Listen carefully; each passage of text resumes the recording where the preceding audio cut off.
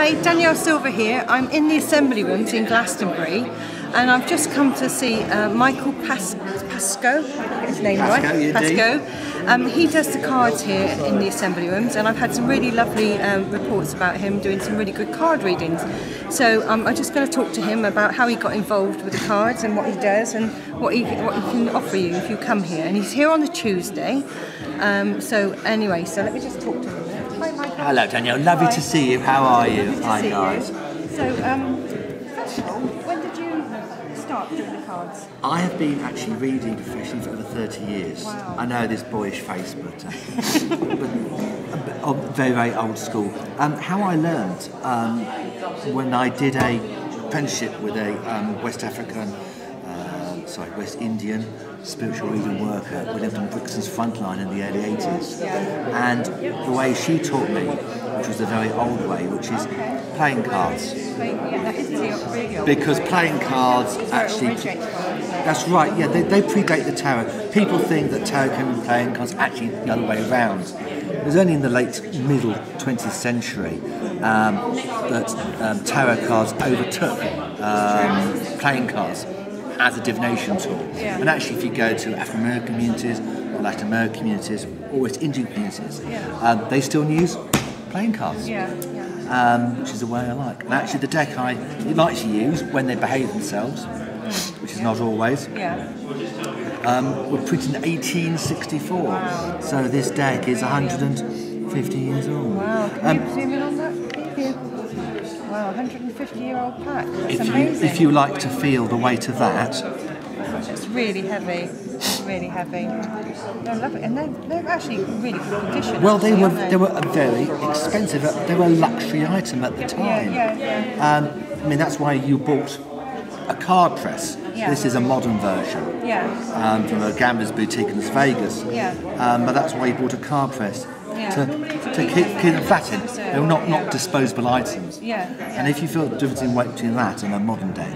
Yeah, a lot different. That was really heavy, that one. But they're not behaving themselves today, so they're locked away. So tell me about this here. Oh, right. This is an interesting idea. Come up by a guy called Scott Grossberg in the States. It's called the Vitruvian Square. This is actually very, very boring and very nerdy stuff, but this is almost a universal field theory of divination. It doesn't mean a lot and doesn't actually apply to much divinations, but it is useful sometimes. What I do here, there's all sorts of different spreads, mainly the number of cards you use. Here I'm doing a simple 9-card spread. This is an 18-month snapshot.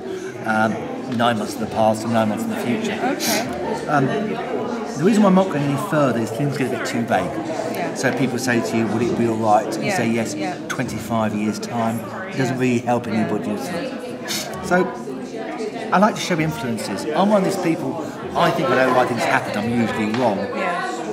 So I like to show the influences which happened in the past, those that happen in the present, and what is like to happen if things carry on when they are. Now, I believe in a degree of free will and to a good choice. So if things are going the right way, great, steer your ship safely into harbour. If not, hang a left, you've got a chance to change. So there is a degree of free will. And the other thing as well, it's one thing I always find about card readings is it tells you what you need to know. Sometimes not necessarily what you want to know, but what you need to know at that moment in time. So, I also heard you saying that you did healing as well. You do healing? No, you don't. I don't do spiritual healing. No, the guy you just said, I just thought. So, what's in here? This is actually just my box to keep my cards in. I'm so nosy. No, nice Edwardian handkerchief. Another Edwardian box. So that's where I'm coming from. Because the difference in the way I was taught, the way people normally do. People want to know their future. The way I was taught was using it as a diagnostic tool. To see where blockages are in your life, to see where things are good or there's problems you don't know about, and then give a prescription. Okay, and that prescription could be a spiritual bath, a spiritual act, whatever. So very much diagnostic How tool. often would you advise people to come and see you? Every 3 months, every 6 months, every year? That is what that. Now that's one of the $1 million questions. Yeah. I'd like you all to come every day. No, seriously. I don't believe that two regular readings are a good idea. No. Okay. Clearly, if you're going through a very difficult patch in your life, then having regular readings would be useful. Okay. Basis when you think you need one. So you've got to sort of get it from yourself. But would you say not too often, then? Not like every day or every week? Maybe once a month or once every 3 months? Once every 3 months. Yeah. If nothing major is happening in your life, Yeah. if things are happy the way they are, Yeah, okay, just keep it. that's fine.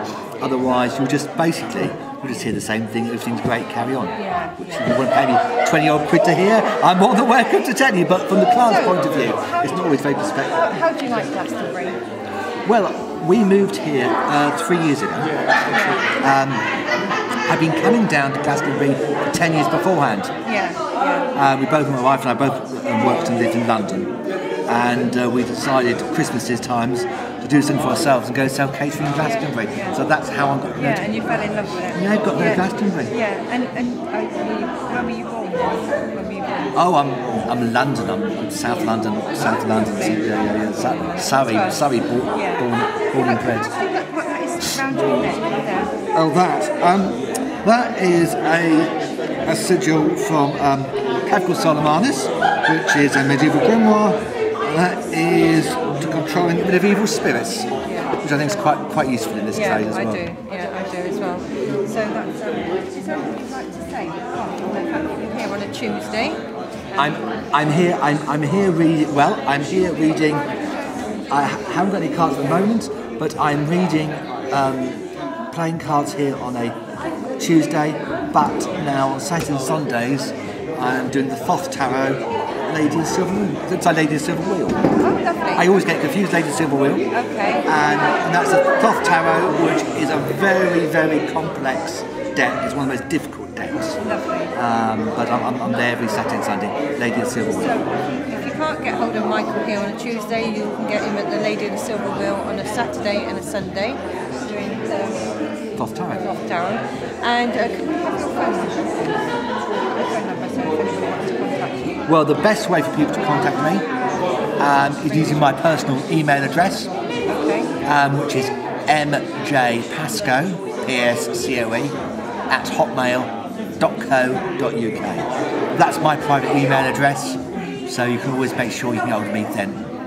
Thanks a lot. Okay, right. Well, thank you for listening. Don't forget to subscribe, Danielle Silver Medium. So, bye. Cheerio.